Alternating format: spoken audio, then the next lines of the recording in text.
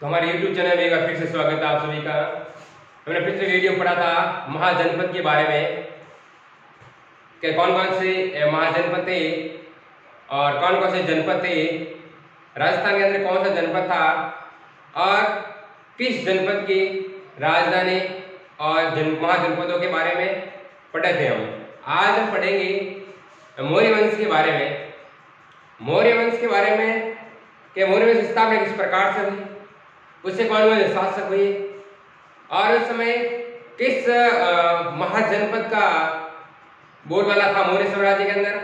मौर्य साम्राज्य के लिए प्रसिद्ध महाजनपद कौन सा था, उसके बारे में आज अध्ययन करेंगे हम। तो हमें यहाँ मौर्य साम्राज्य के लिए एक बहुत प्रसिद्ध महाजनपद था जिसका नाम था मगध, जो वर्तमान में बिहार में यहाँ मगध।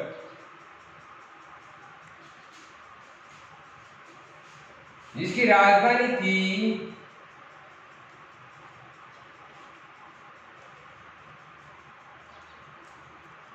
राजगृह या व्रजगृह भी कहते हैं। ये राजधानी थी मगध की। यहां मगध पर अशोक के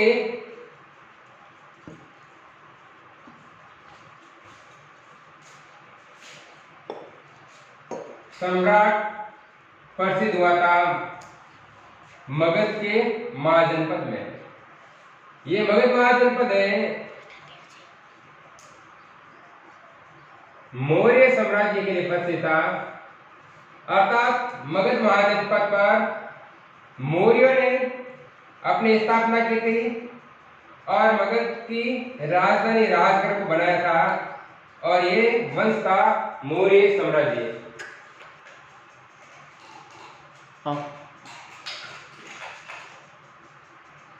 मौर्य वंश था जो महाजनपद काल के अंदर मगध पर अपना शासन किया था।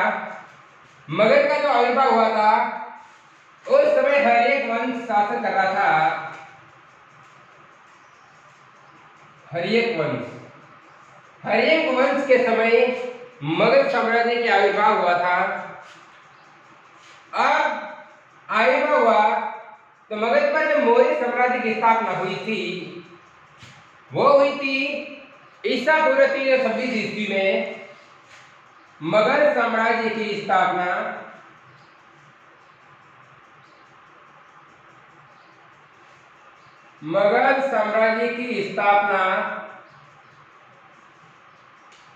ईसा पूर्व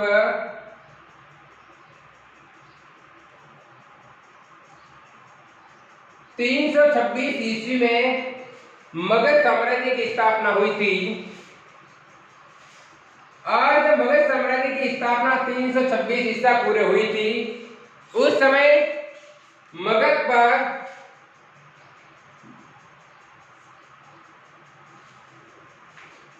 नंद वंश के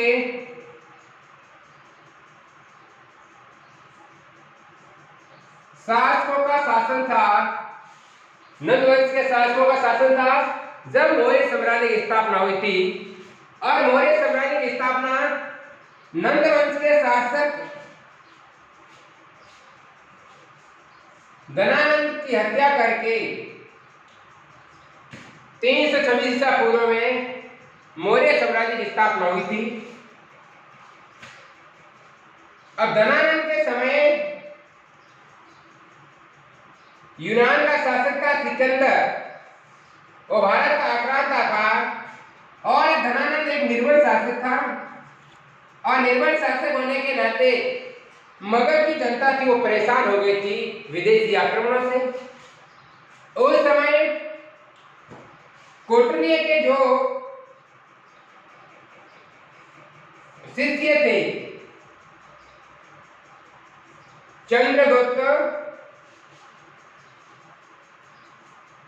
उस चंद्रगुप्त ने धनानंद को मारकर हत्या करते हुए सिकंदर से मगध को मुक्त करने के लिए मौर्य साम्राज्य की स्थापना की थी। और वो की थी कौटिल्य नामक राजनीति की शिक्षा लेते हुए, सहयोग प्राप्त करते हुए चंद्रगुप्त ने मगध साम्राज्य में मौर्य साम्राज्य की स्थापना की थी। पहला शासक हुआ था मौर्य वंश का, वो था चंद्रगुप्त।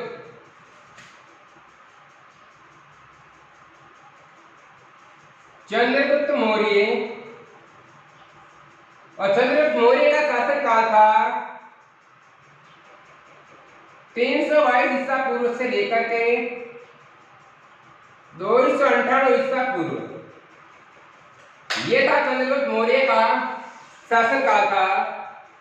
चंद्रगुप्त मौर्य ने 24 साल तक शासन किया था और शासन काल में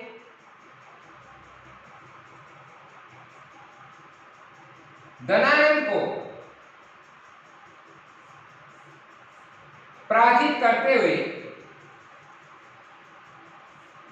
मात्र 25 वर्ष की आयु में और मौर्य साम्राज्य का शासक बना था, और उस समय उसकी आयु थी 25 वर्ष। 25 वर्ष की आयु में चंद्रगुप्त मौर्य था। वह धनानंद को हराते हुए मगध पर मौर्य वंश की स्थापना की, और 25 वर्ष में उसने क्या कर लिया, शासन पर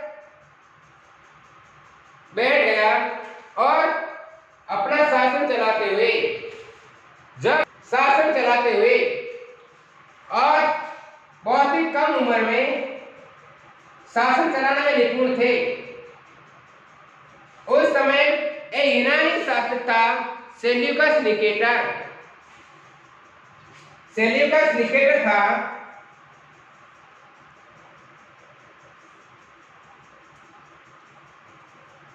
सेल्यूकस निकेटर एक यूनानी शासक था। ये एक यूनानी शासक था।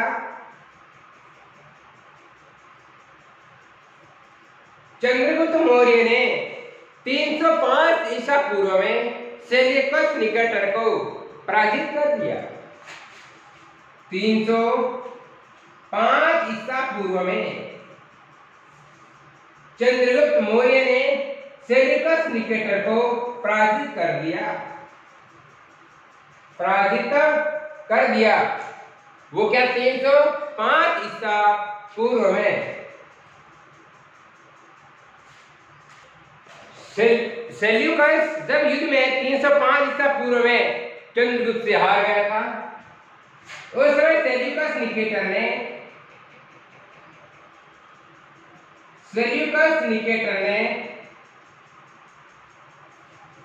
चंद्रगुप्त मौर्य से संधि करी।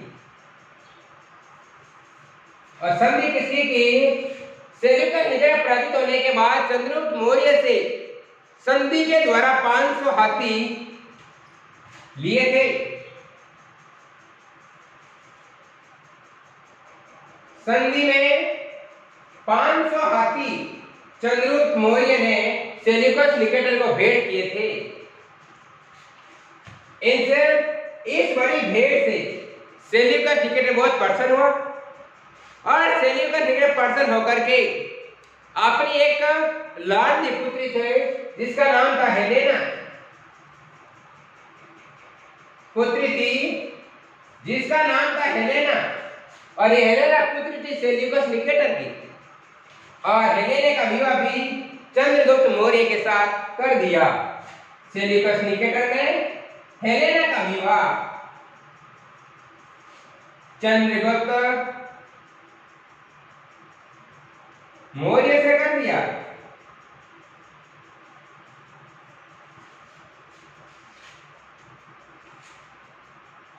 और सेल्यूकस निकेटर ने अफगानिस्तान,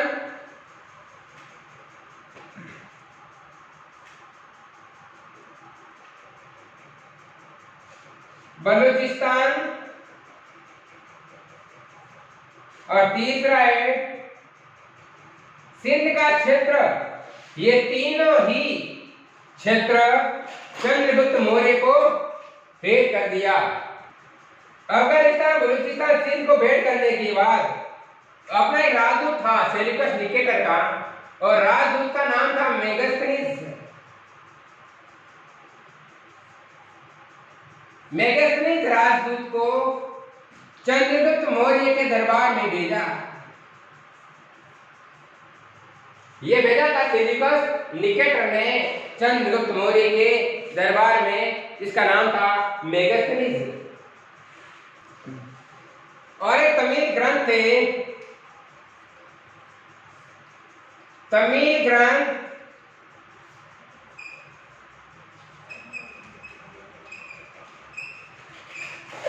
अहनानुरु, और एक था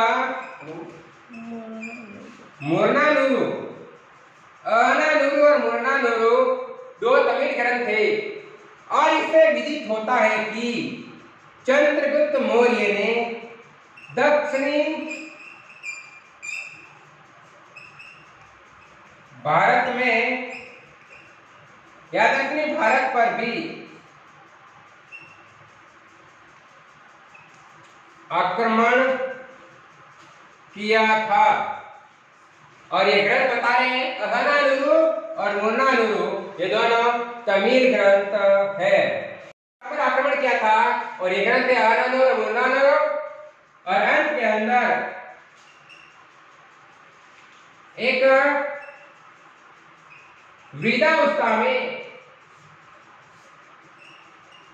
भद्रबाहु नामक जैन गुरु से, यानी भद्रबाहु से जैन धर्म की दीक्षा ली। भद्रबाहु से जैन धर्म की दीक्षा ली थी, और 298 ईसा पूर्व में 298 ईसा पूर्व में चंद्रगुप्त मौर्य ने उपवास करते हुए अपने शरीर का त्याग कर दिया था। उपवास करते हुए अपने शरीर का त्याग कर दिया। और शरीर का त्याग करने का जो स्थान था वो था श्रवणबेलगोला। कर्नाटक में एक स्थान है श्रवणबेलगोला, जिसे वर्तमान में मैसूर के नाम से भी जाना जाता है, और यह स्थित है कर्नाटक में, जहां पर श्रवणबेलगोला नामक स्थान पर अपने उपवास के द्वारा शरीर का त्याग करते हुए 298 ईसा पूर्व में वह इस संसार को छोड़ करके चले गए। अब आ रहे हैं चंद्रगुप्त मौर्य के बाद बिंदुसार।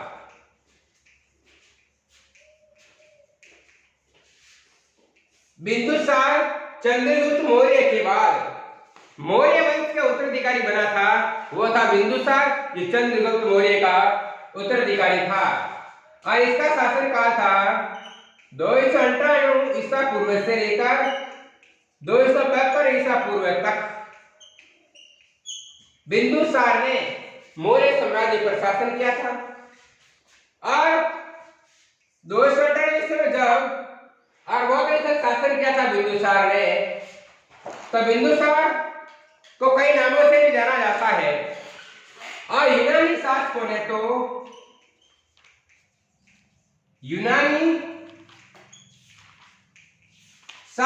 उसे उपाधि दी, या उसका एक उपनाम दिया, मित्रोचेटस।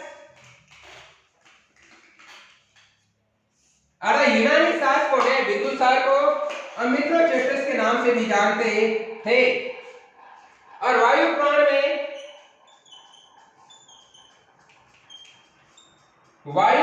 में भद्रसार के नाम से भी जाने जाते थे। और जैन ग्रंथों में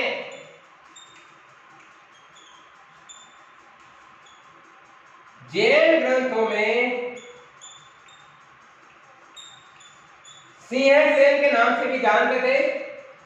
तो बिंदुसार को यूनानी शासकों ने कहा था मित्रोचेटस, और वायु पुराण में कहा गया था भद्रसार, और जैन ग्रंथ में से कहा गया था सिंहसेन।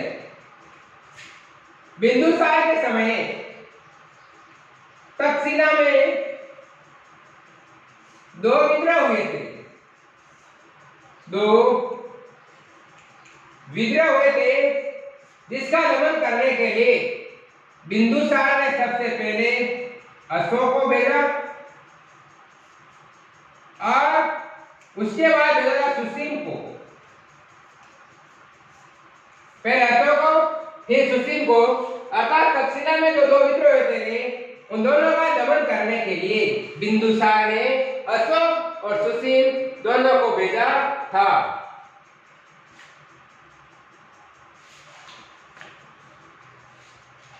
और उस समय यूनानी शासक एंटियोकस ने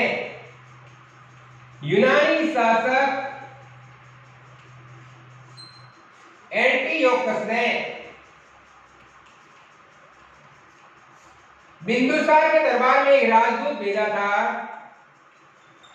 और उस राजदूत का नाम था डायमेकस, जो बिंदुसार के दरबार में यूनानी राजदूत के रूप में आया था। और एक प्लिनी के अनुसार एक इतिहासकार होता प्लिनी, इसके अनुसार कह रहे हैं एक मिस्र का शासक था जिसका नाम था फिलाडेल्फस। मिस्र का एक राजा था फिलाडेल्फस, और फिलाडेल्फस ने बिंदुसार के दरबार में एक राजदूत भेजा था और उस राजदूत का नाम था